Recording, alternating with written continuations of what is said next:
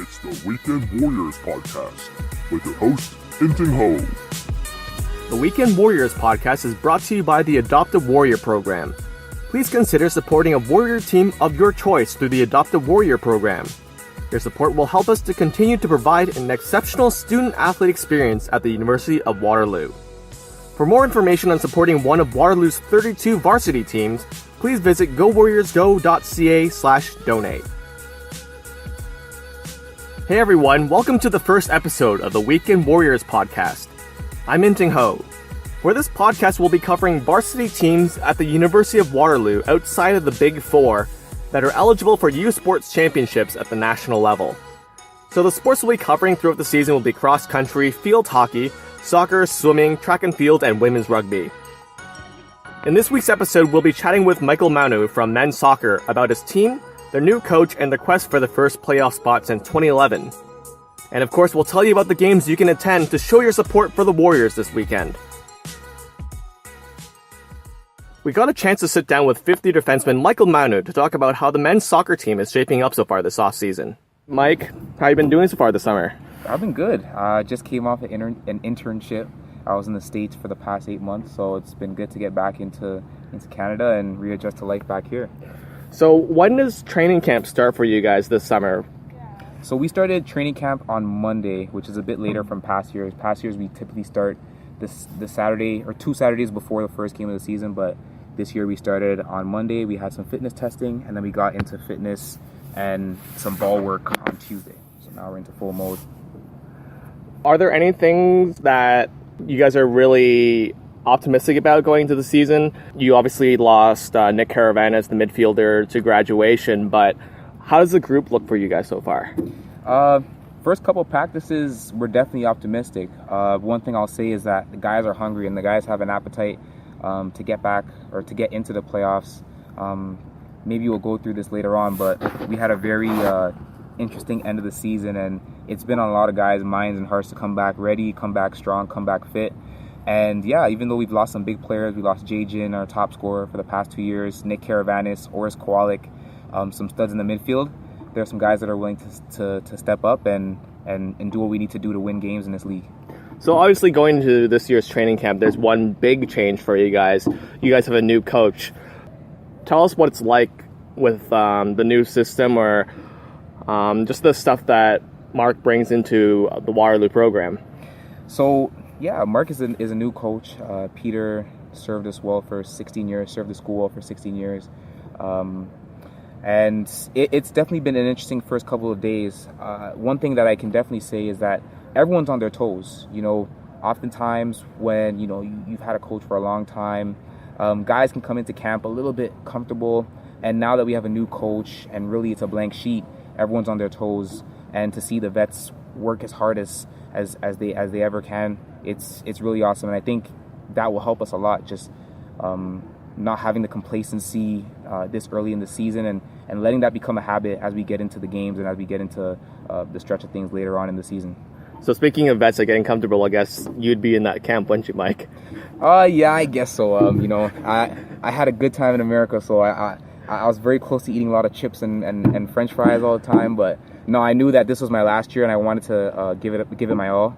I just give thanks to God for being able to play 4 years. Playing in this league is not easy, and there aren't many guys out, especially at UW, that will spend 5 years and be able to play all the games. So I'm just thankful, and I came into camp not complacent and work as hard as possible this year. Well, that's great. Nice to know that you really got your mind on the right way. Going into the camp, though, and speaking of veteran leadership, you and Yusuf are pretty much the two holdover veterans from last year's squad. Does that add a certain aspect of leadership that you guys are going to have to take on, or is it, what is it going to be like for you guys? Definitely. I think, speaking for Yusuf, he was here last year, but he got injured in the first game he played. He tore his ACL. And so for him just to be sitting out and have those experiences, I think he will definitely come back ready to be on fire and to lead the team. Again, it's his last year as well, most likely.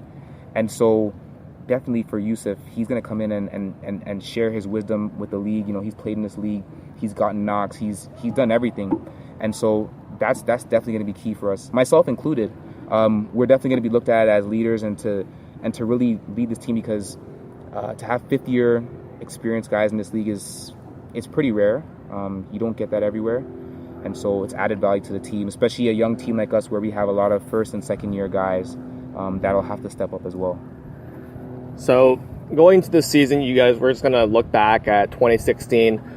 You guys actually had a really great stretch of games in late October. I mean, you guys got blown out 9-0 by Guelph, by Mark's former team. Yeah. But after that blowout, you guys actually pulled it together and actually made a quality run at the playoffs. What was it like during that stretch of just putting it together? Well, I mean, that's pretty much what it is. I think the first game that we had after that was the Western game. And, that was pretty much it. That weekend was it, because Windsor was the team that we needed to catch, and we needed points from every single game. And we just literally just said to each other, this is what we need to do. Let's just go out and do it. And we just played like we had nothing to lose. And it was really immense, having guys do everything they can to win. We got a draw against Western, and we could have won that game if some chances fell our way. But going down to Windsor on that road trip and really just having a good performance and beating them 4-1 really brought a lot of belief back into the team, especially after a 9-0 loss like that. And so that was a very good experience. And a lot of guys talk about those experiences to this day. They talk about how we went down to Windsor, we went down to London, and we had those good performances. And it's going to lead into this season. That's for sure. So, speaking of how you began the season, you actually ended the last couple of seasons with 1-1 ties, both in 2015 and 2016. Mm-hmm. But the 2016 1-1 tie at the end of the season was a little different from the one in 2015. Take us through that. Yeah, so we played Algoma University in our last two games, and we beat them 5-1 in the first game. We had them 5-0 in the first half, and the second half definitely set us up for the last game of the season, and we were kind of iffy in that second half of the first game, and so that last game of the season was a dogfight. It was a dogfight for sure. We had calls that didn't go our way. We were a bit flustered because maybe the weight of the game got to us, but it was heartbreaking. It was heartbreaking taking the lead and feeling the playoffs, and we haven't been in the playoffs since 2011, and just being that close, but then falling short, giving up a goal in the last 10 minutes. It was tough. It was tough for sure. Myself included. We all took it hard. We scored a goal with 5 minutes to go. I thought I had scored the winner, and it was ruled offside. And whether or not that was an offside call, it's over now. It's done. But it was crazy to see literally everybody that was in that 18. Some of the people in the stands were crying because we had just come so far, and to just be that close and just not make it. It sucked. It definitely sucked. But again, now we're here. It's a new year, and we have that experience with us, and it'll be awesome to see how we grow from that and how we kind of look to be better from last year and hopefully have tears of joy instead of tears of misery.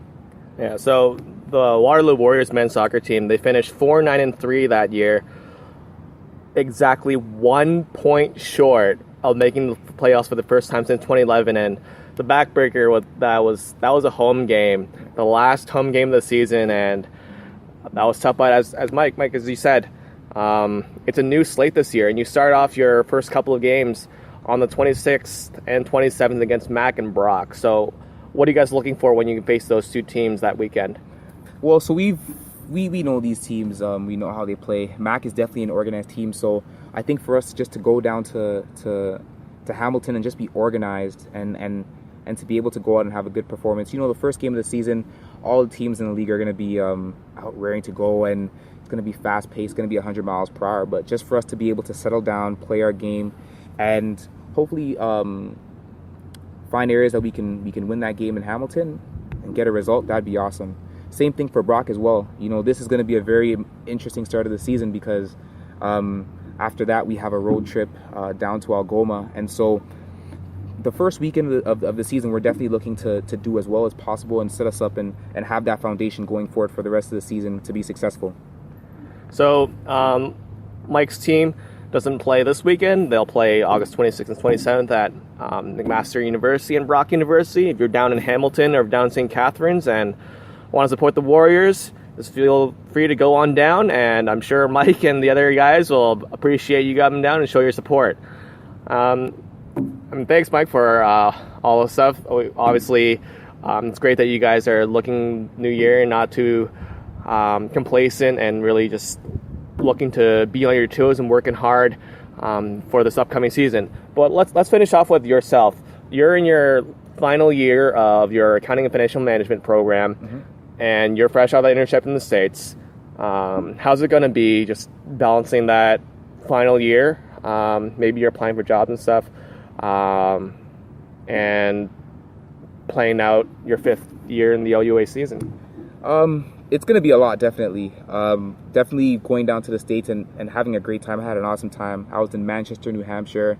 I had an awesome time down there, and I'd love to go back. And it's definitely made me think a lot about my future. So that's another thing I'm going to have to balance, school, soccer, but also thinking about what it is that I'm going to be doing in the future. And so I'm excited, a bit nervous, but mostly excited because I know that at the end of the day, come January, come whenever it is that I take that next step, it'll be a good step, and it'll be a good step towards a great future. But definitely it'll if I had one word to say to this year, it'll definitely be sacrifice. It's my last term, and these are going to be some of the hardest courses that we take in our program. Likewise, playing all these games and going to all these practices, I'll have to make some sacrifices, but at the end of the day, it's all for the better. And I'm excited to finish off this year and do well in everything that I do. Awesome. Well, thanks, Mike, for your time. 5th year defender from Scarborough, Ontario, accounting and financial management. Plays on men's soccer. The first games, again, are August 26th and 27th in Hamilton and St. Catharines, respectively. If you want to check out when Mike's team plays, just go check out gowarriorsgo.ca and find all the details. All right, games this weekend. As mentioned in the interview, men's soccer won't start their regular season until August 26th, but they will be playing against the Centennials Colts in preseason action on Sunday, August 20th at 3 p.m. It'll be played at the Athletic and Wellness Center on the Progress campus of Centennial College in Toronto. Parking is $3 an hour or $10 for the whole day. Women's soccer will play 2 preseason games against the Nipissing Lakers in North Bay. Saturday, August 19th at 5 p.m. and Sunday, August 20th at 1 p.m. Both games will be played at the RJS Athletic Center. Parking at Nipissing is free on weekends. For stats, scores, and schedules on all your favorite Waterloo Warriors teams, visit gowarriorsgo.ca. I'm In-Ting Ho, and thanks for listening to this week's Weekend Warriors podcast.